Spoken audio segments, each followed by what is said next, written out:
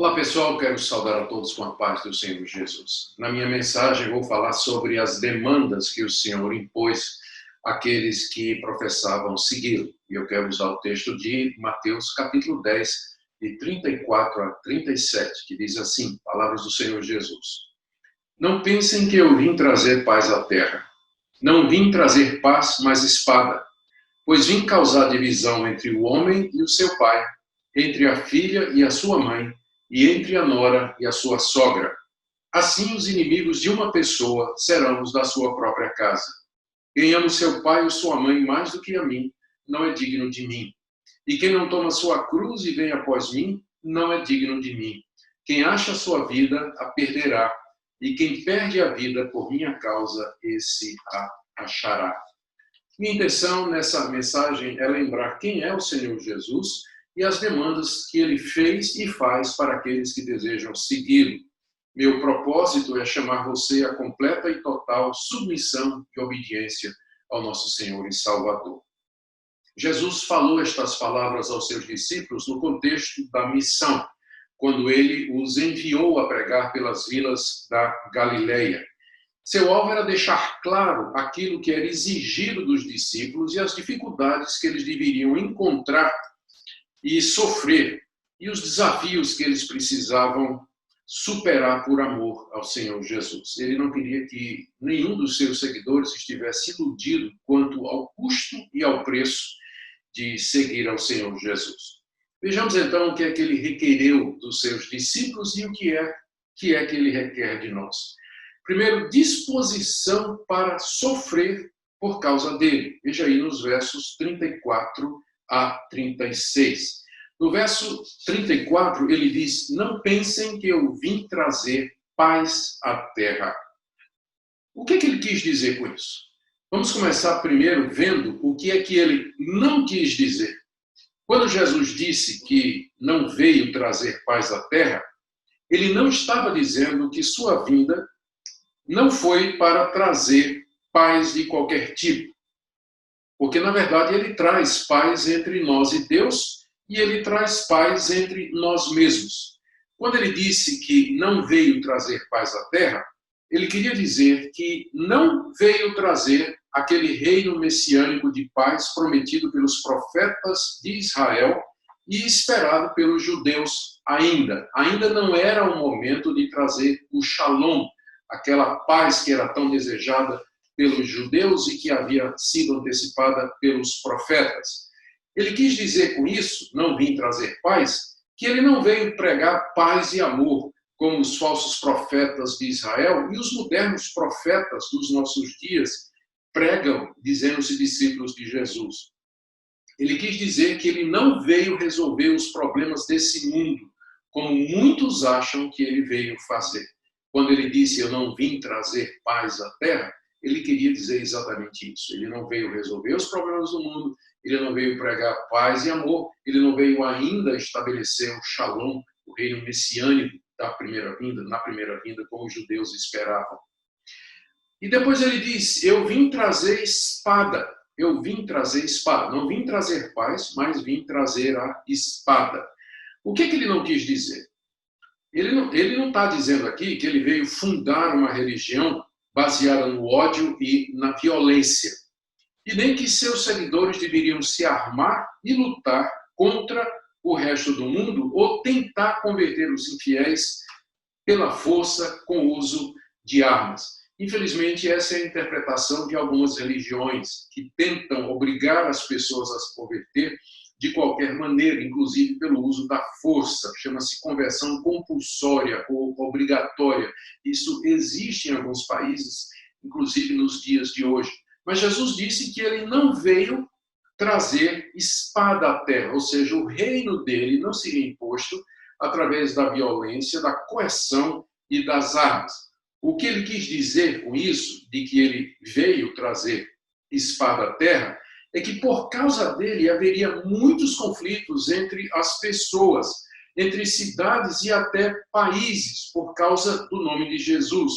E que a sua pessoa seria motivo de discórdia, de debates, de polêmicas e até de inimizades. A razão para isso é aquilo que Jesus disse, quem que ele era e aquilo que ele veio fazer. Ele se apresentou como sendo o Filho de Deus. Ele disse que ele era o único caminho para Deus. E ele expôs a perdição da humanidade por causa dos seus pecados. Obviamente, esse tipo de mensagem provoca a reação das pessoas. Por pregar e afirmar estas coisas, os seguidores de Cristo haveriam de despertar a hostilidade, o ódio, a inimizade e a perseguição por parte daqueles que não creriam que Jesus de fato é o Filho de Deus e o único caminho para o Pai. Portanto, a espada que Cristo veio trazer não é para ferir o mundo, mas na verdade ela é para os seus seguidores, ou seja, eles é que seriam perseguidos, eles seriam odiados e eles seriam mortos pelos descrentes. E no verso 35 a 36, Jesus diz, inclusive, que essa espada cortaria até mesmo laços familiares, quando ele disse que familiares se colocariam um contra o outro por causa do nome dele. Haveria inimigos do seguidor de Cristo, até mesmo entre os seus familiares, dentro do seu casamento, dentro da sua própria família. Pessoas que odiariam tanto a Jesus e aos seus seguidores a ponto de matar filhos, pais, mães e irmãos que, porventura, se tornassem cristãos. E, queridos, infelizmente, é isso que aconteceu através, e tem acontecido através da história da igreja, da longa história da igreja, especialmente em períodos de perseguição aberta contra o cristianismo, começando com as 10 perseguições movidas pelos imperadores romanos contra os cristãos entre o século I e o século IV. A perseguição aberta em países comunistas, onde o cristianismo é considerado uma religião ilegal e banida, em países islâmicos, onde a conversão ao cristianismo pode ser, inclusive, punida com a prisão, em alguns casos até a morte. Hoje em dia, quem se torna cristão corre o risco de sofrer hostilidade e inimizade da parte da esposa, do marido, dos pais, dos irmãos e, inclusive, dos próprios filhos. Em resumo, o Senhor Jesus quis dizer o seguinte: quem quisesse ser o seu discípulo deveria estar disposto a enfrentar a ira e a hostilidade, inclusive de parentes e amigos. Veja como isso é diferente daquele tipo de cristianismo que transforma Jesus numa espécie de guru que veio pregar paz e amor. Ao contrário, o Senhor Jesus adverte os seus discípulos. Ele não veio trazer paz a esse mundo. Ou seja, o alvo maior do Senhor Jesus não é promover a amizade, a paz e o consenso entre as pessoas. Não. Ele veio trazer espada. Isso quer dizer que aqueles que crescem no Senhor Jesus estariam sujeitos a sofrer, inclusive, a morte. É isso que a espada representa. Por causa das reivindicações únicas e radicais de Cristo. Que ele é Deus, que ele é o Filho de Deus encarnado, que ele é o único caminho para o Pai e que a humanidade está perdida, está mergulhada no lamaçal do pecado, debaixo da ira de Deus. Esse tipo de pregação com certeza provoca hostilidade, reação antagônica nas pessoas, o ódio dos descrentes, que usarão de todos os recursos para calar a boca dos discípulos de Jesus e diminuir, dificultar e destruir o cristianismo, se isso fosse possível. Então, essa é a primeira demanda de Jesus aos seus discípulos. Vocês têm que estar dispostos a sofrer por causa do meu nome. Você está disposto? Eu estou disposto. A nossa geração está disposta a levar as últimas consequências a nossa fé em Jesus Cristo como Filho de Deus, único e suficiente Salvador. A segunda coisa que Jesus demandou dos seus discípulos, no texto que nós lemos, está aí no verso 37 a 38, que seria amor supremo à sua pessoa. Ele disse que quem não o ama mais do que ama a esposa, os filhos, os parentes e mais, essa pessoa não é digna de ser discípula dele. Ou seja, Jesus queria que o amor a ele fosse superior a qualquer outro amor que porventura tenhamos em nossa vida. O que Jesus não quis dizer com isso? É bom entender. Ele não quis dizer que nós deveríamos então abandonar nosso casamento, abandonar nossa família, abandonar os nossos lares e irmos morar com os irmãos em Cristo, como assim, se eles fossem a nossa nova família. Infelizmente, essa interpretação tem sido feita das palavras de Jesus, equivocadamente, ao longo da história da igreja. Há uma seita muito conhecida, ela já diminuiu hoje, mas quando eu era jovem, ela estava muito ativa nas ruas de Recife, onde eu cresci.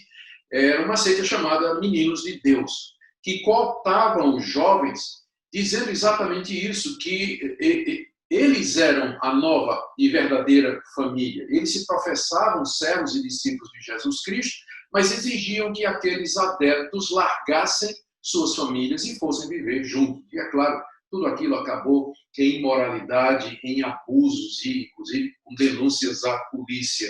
E outras seitas, através da história, usando essas palavras de Jesus de maneira errada, promoveram a criação de comunidades, de grupos em família, né? essa nova família espiritual, obrigando o desfazimento, o rompimento com os laços familiares que já haviam sido estabelecidos. Isso não é o que o Senhor Jesus quis dizer aqui, quando ele disse que nós deveríamos amá-lo acima dos nossos familiares e das pessoas próximas de nós.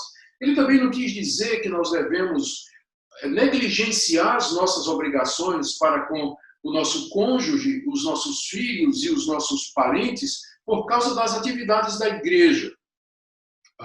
Por exemplo, tem mulheres crentes que negligenciam os deveres domésticos em nome de ir à igreja, participar de reunião da igreja e assim por diante.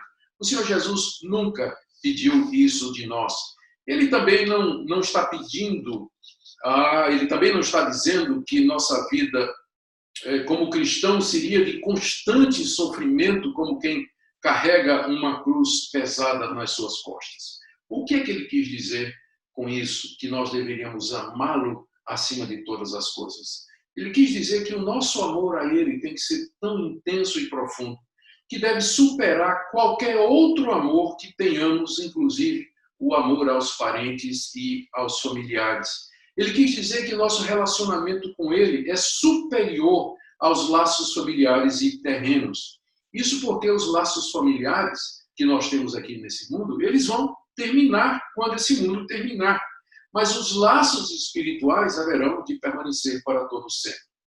Uma certa ocasião, o Senhor Jesus estava pregando numa casa em Cafarnaum e estava cercado por uma grande multidão. Tinha tanta gente que, inclusive do lado de fora, pessoas em pé procuravam ver o Senhor Jesus. Quando então chega Maria, sua mãe, juntamente com os irmãos de Jesus e suas irmãs, e querem falar com ele, e não conseguem por causa da multidão. E alguém então veio avisar Jesus, dizendo: olha, tua mãe e teus irmãos estão aí fora, e eles querem ver você. E Jesus dá uma resposta surpreendente. Ele pergunta: quem é minha mãe e quem são os meus irmãos? São estes que estão aqui e que querem ouvir a palavra de Deus. Em outras palavras, Jesus estabeleceu os laços espirituais entre nós e ele como estando acima dos laços familiares aqui desse mundo. Ou seja, pode chegar um momento em que nós vamos ter que escolher, é isso que ele está dizendo aos seus discípulos, pode chegar a ocasião em que nós vamos ter que decidir entre nossa família e ele. E essa decisão deve ser sempre a favor de Cristo. Não me entenda mal aqui. Deixa eu dar alguns exemplos para que fique claro o que eu estou querendo dizer aqui. Deixa eu dar exemplos disso que eu falei. De que se chegar o momento que nós tivermos que escolher entre amar a Jesus e amar a nossa família, qual deve ser a nossa decisão? Por exemplo, se o seu marido fez alguma coisa errada e o erro dele está sendo confrontado por outras pessoas, você deveria não proteger o seu marido, não procurar desculpá-lo, mas em amor ajudá-lo a perceber que ele está errado. Lembra de Ananias e Safira. Safira participou no engano de Ananias, seu marido, quando ele quis iludir os apóstolos, trazendo uma oferta que não representava a totalidade do terreno que ele havia vendido. Ninguém tinha pedido aquilo dele. Ele fez isso voluntariamente, mas ele queria enganar.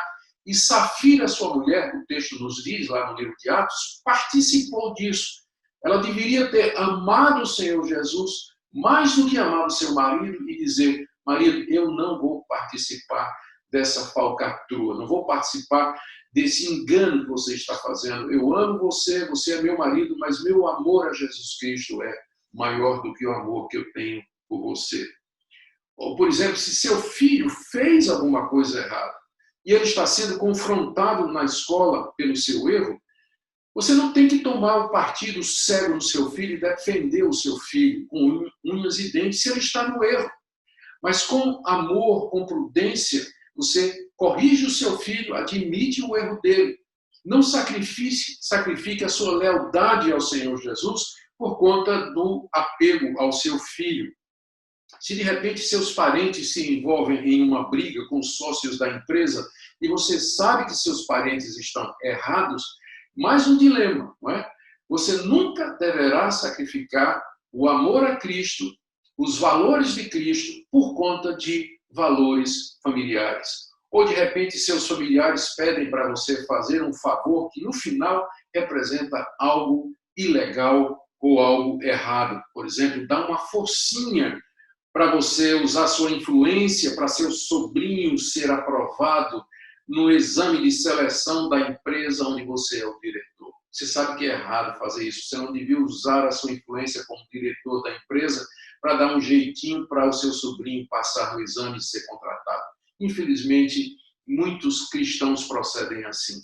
Eles, por conta do amor à família, dos laços familiares, eles entristecem ao Senhor Jesus. Eles fazem as decisões erradas. Aqui o Senhor Jesus está deixando claro: quem quiser ser discípulo dele, tem que amá-lo acima do pai, da mãe, do filho, do irmão, dos sobrinhos, dos tios, de todos os familiares. Em outras palavras, o amor que nós temos pelo Senhor Jesus deve superar qualquer amor outro que porventura nós tenhamos. Em resumo, quem quer seguir a Jesus tem que estar disposto a tomar a sua cruz, que é o que ele diz em seguida, não é? Quem não toma a sua cruz e não segue após mim, esse não é digno de mim. Cruz aqui não é simplesmente um fardo e um sofrimento, como as pessoas popularmente interpretam. A minha cruz é esse marido bêbado, a minha cruz é essa mulher que fica reclamando de tudo. Não, não. Cruz aqui é instrumento de morte. Significa morrer diariamente para a sua vontade, para o seu querer, para os seus planos e se submeter ao querer, à vontade e aos planos do Senhor Jesus Cristo. No verso 39, o Senhor Jesus Cristo diz que quem acha a sua vida vai perdê-la e que perder a vida por causa dele vai achá-la. E aqui é a terceira demanda do Senhor Jesus. Na primeira, ele avisa que nós vamos sofrer por causa dele e ele quer que nós estejamos prontos. Na segunda demanda, ele diz que nós devemos amá-lo mais do que os nossos familiares. E agora, a terceira demanda que ele faz é que nós devemos estar dispostos, inclusive, a perder a nossa vida por amor a ele. O que significa isso que ele disse? Não é? Quem acha a sua vida perde, quem perde a sua vida acha. Achar a vida significa ser bem-sucedido aqui nesse mundo de acordo com os padrões seculares, de acordo com o modelo da sociedade, com o padrão de sucesso que a sociedade estabelece. A realização profissional, satisfação dos desejos, independência financeira, segurança financeira com relação ao futuro, em outras palavras, fazer tudo o que tem vontade e viver de acordo com os seus desejos. É isso que significa achar a vida aqui nesse mundo. Mas o que significa, então, perder essa vida? A melhor resposta é aquela parábola do rico insensato que Jesus contou e que está em Lucas 12, 16 a 21. Um homem muito rico, ele teve uma colheita que superou todas as expectativas, a ponto de que ele não tinha onde guardar o trigo e outros grãos que haviam sido produzidos com abundância no seu campo. Então ele teve uma ideia. Ele disse assim: eu vou derrubar os celeiros, os armazéns que eu tenho, que já estão cheios, e vou construir armazéns maiores ainda para poder acomodar essa safra tão inesperada. E aí eu vou me aposentar, aí eu vou dizer à minha alma, alma, tu tens em estoque bens para toda a tua vida. Vai, come, bebe, regala-te. E Jesus disse que Deus lhe apareceu naquela noite, aquele homem, e disse, louco, louco, do que adianta ganhar o mundo inteiro e perder a sua alma? O que tens feito? Hoje à noite eu vou requerer a tua vida. Hoje à noite você vai morrer. E tudo isso que você tem preparado vai ficar para quem?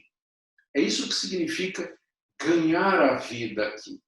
É isso que significa ganhar a vida aqui. Perder a vida por causa de Jesus seria renunciar a tudo aquilo que é contrário à pessoa de Jesus Cristo, ainda que seja aceitável aos olhos do mundo.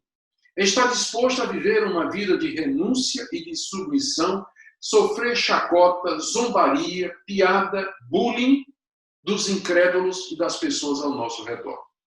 Veja bem, o Senhor Jesus aqui não está proibindo, eu estou dizendo isso por conta do exemplo que eu acabei de usar, do rico insensato, ele não está proibindo que nós sejamos prósperos, que nós tenhamos riquezas e que nós desfrutemos dessa riqueza. O que ele está dizendo é que isso não pode ser o alvo da nossa vida, a razão da nossa existência, e não pode ser o nosso Deus, como aconteceu, por exemplo, com um jovem rico. Aquele jovem talentoso, piedoso, segundo a lei judaica, muito rico, que foi procurar Jesus e perguntou o que tinha de fazer para herdar a vida eterna. Conhecedor daquele jovem e do ídolo da riqueza que estava no seu coração e da avareza dele, do apego às suas propriedades, Jesus demandou que ele vendesse tudo que ele tinha, desse aos pobres e seguisse. E aquele moço se retirou triste porque era dono de muitas propriedades. Esse, num certo sentido, achou sua vida, mas perdeu sua vida eternamente, porque deixou que as riquezas, os prazeres, o sucesso, os bens desse mundo se tornassem o seu amor maior. O que Jesus Cristo prometeu àqueles que perdessem a sua vida aqui nesse mundo? Ou seja, aqueles que renunciassem aos padrões de sucesso, de riqueza aqui nesse mundo, e se submetessem a uma vida de obediência ao Senhor Jesus, ainda que isso lhes custasse tanto sofrimento. Jesus disse que quem perder a vida por amor a Ele vai achar, ou seja, vai achar a verdadeira vida, vai achar a vida eterna. De que adianta o homem ganhar o mundo inteiro e perder a sua alma? Deus vai recompensá-lo com uma vida muito superior, que é a vida eterna. Em resumo, quem quiser ser discípulo do Senhor Jesus tem que estar disposto a renunciar a si mesmo e a tudo que tem por amor dele, se essa demanda nos for imposta, se houver uma situação na vida em que nós tenhamos que fazer essa escolha. São demandas tremendas, não é verdade? São exigências que Jesus faz de uma profunda radicalidade. E a pergunta é, quem é ele para fazer isso?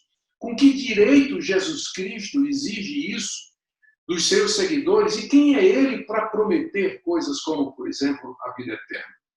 Como é que Jesus se apresenta nessa passagem? Ele se apresenta como aquele que deve ser amado acima dos nossos familiares. Ele se apresenta como aquele que diz que as pessoas devem procurar ser dignas dele.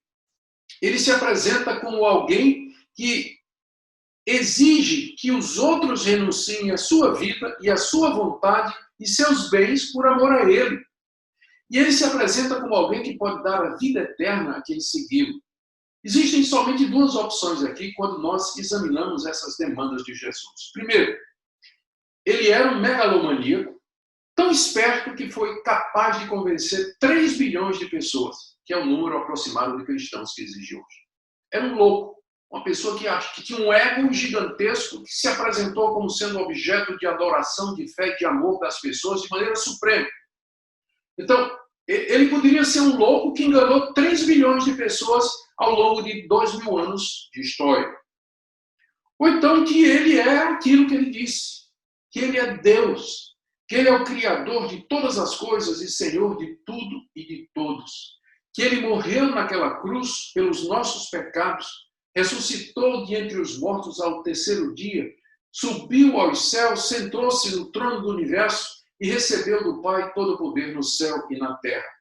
E assim como o Senhor de todos, o Senhor ressurreto, ele tem o direito de exigir de nós amor supremo, lealdade absoluta e obediência total.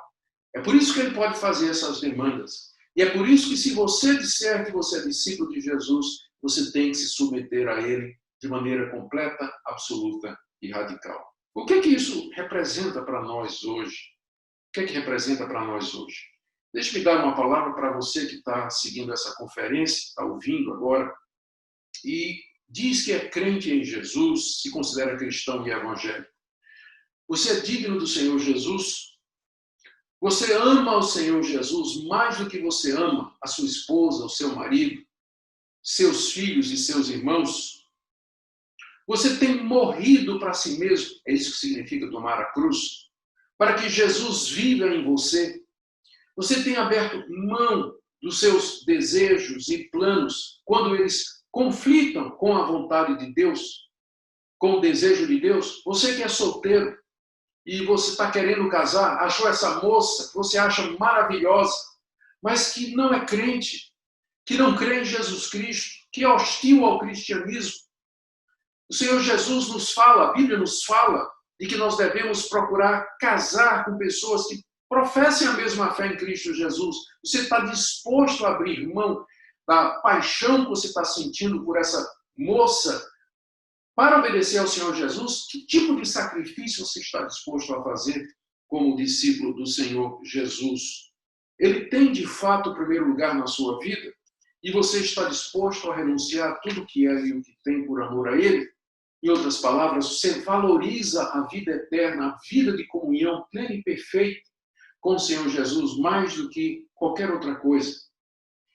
E talvez você que esteja acompanhando essa mensagem nesse congresso e que ainda não creu no Senhor Jesus, você está diante de um dilema.